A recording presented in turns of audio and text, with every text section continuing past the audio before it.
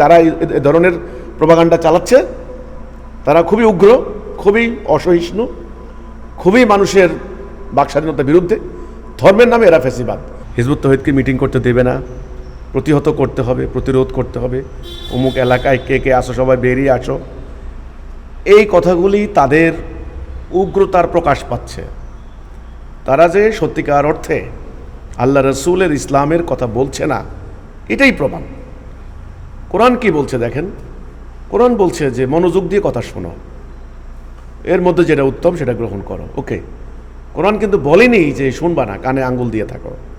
কোরআন কিন্তু কোথাও বলেনি কারো মুখ চেপে ধরে রাখো।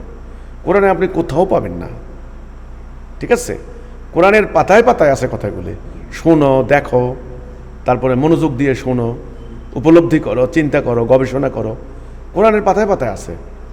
এখন এরা তো কোরআন হাদিস মানে না রে ভাই, এটা তো কোরআন মানে না। আপনি যে প্রশ্ন করলেন প্রতিহত করবে, প্রতিরোধ করবে, কথাগুলি বলা হচ্ছে, কেন তারা এগুলি বলছে? তারা ফ্যাসিবাদী, অনেকে আমরা মানে গত 2 বছর আগে বাংলাদেশে একটা ফ্যাসিবাদী আন্দোলন হলো। ওকে, ফ্যাসিস্ট তাড়ানো হলো। কি ফ্যাসিবাদের মানে কি? মানে নিজের মতকে চাপিয়ে দেওয়া ইচ্ছার বিরুদ্ধে। তো তেমনি তারাও তো একটা ফ্যাসিবাদী আচরণ করছে। ওটা হলো রাজনৈতিক ফ্যাসিবাদ। এটা তো হলো ধর্মের নামে ফ্যাসিবাদ, ধর্মীয় ফ্যাসিবাদ। তো এই ফ্যাসিবাদী মানসিকতা তো ইসলাম না। হিজবুত তৌহিদকে মিটিং করতে দেবেন না কেন? ওয়াই? হিজবুত তৌহিদ এদেশের নাগরিক, এদের একটা অধিকার আছে। যদি কিছু অন্যায় কিছু বলে থাকে আপনি তখন আইনগত ব্যবস্থা নেবেন। কথা আপনারাও বলেন, আপনারা যে মাহফিল করেন, আপনারা যে বয়ান করেন, সেখানে কি হিজবুত তৌহিদ বলেছে যে অমুক জায়গায় মাহফিল করতে দেব না? এ কথা কি হিজবুত মানে কোথাও বলেছে? বলেনি। তাহলে আমাদের বেলায় আপনাদের এত আপত্তি কেন, চুলকানি কেন? ওয়াই?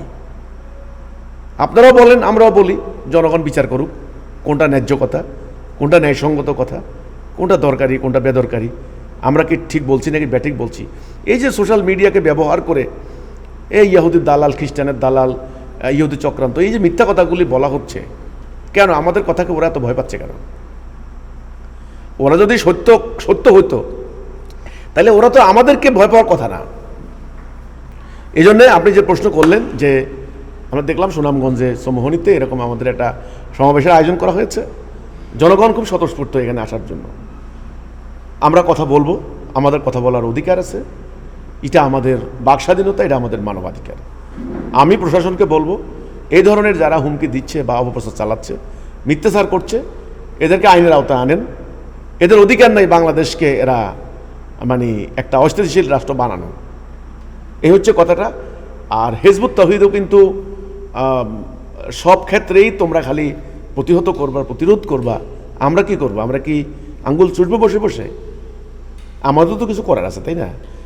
আমি যখন দেখবো যে আমাদের বাকস্বাধীনতা নষ্ট করা হচ্ছে, অতীতের সাধারণ জনগণ কিন্তু ফ্যাসিবাদ বিরোধী আন্দোলন করছে, রাজনৈতিক ফ্যাসিবাদ।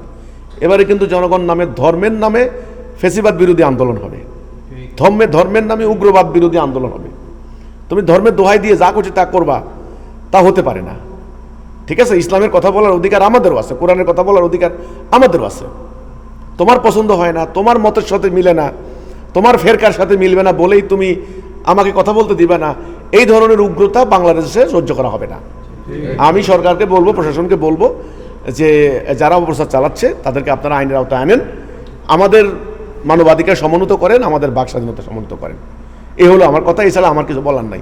আমি শেষ কথা বলছি, যারা এ ধরনের প্রোপাগান্ডা চালাচ্ছে তারা খুবই উগ্র, খুবই অসহিষ্ণু, খুবই মানুষের বাকস্বাধীনতার বিরুদ্ধে। ধর্মের নামে এরা ফ্যাসিবাদ, এর বাহিরে আমার কোনো কথা নেই আর।